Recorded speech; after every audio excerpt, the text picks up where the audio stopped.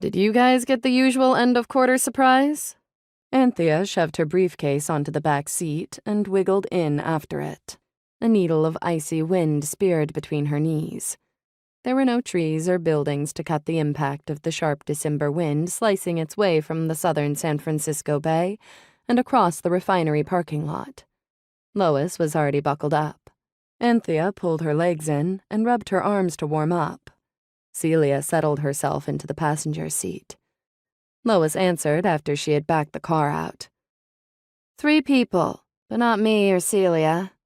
She eased her foot on the gas pedal, and Anthea took a moment to admire her lover's slender ankle, attached to a shapely calf. Well, Celia said, I'm seriously thinking of looking for another job. I'm sick of this company and being treated like a yo-yo. Lois did a double take. Cece, you must be kidding.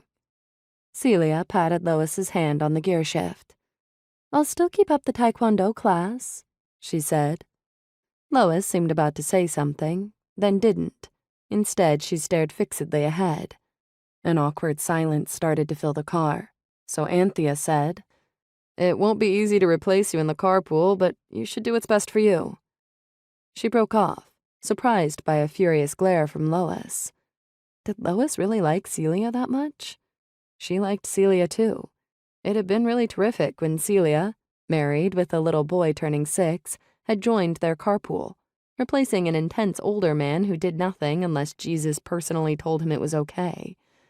Within a few weeks, Celia had figured out the relationship between Lois and Anthea, and said she didn't mind.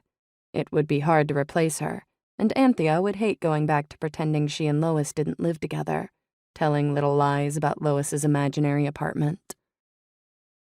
Lois, Celia said in a pleading voice, I'd have talked to you about it sooner, but I didn't have a chance. Right. Nothing has to change. Celia's voice trailed off, and she turned to stare out the window. Anthea looked from Celia to Lois, then glanced up into the rearview mirror, trying to catch a glimpse of Lois's face. What she saw shocked her. Lois's face was contorted with anger. After a minute ticked by, Lois said to Celia, So, you still want to continue the classes? Celia slowly turned back to Lois. Anthea decided later that if she hadn't been looking right at Celia, she wouldn't have seen it, the quick dart of Celia's tongue as she licked her lips with an expression of avarice. The same greed echoed hungrily in Lois's face. Anthea digested the glance the two shared, and shivered.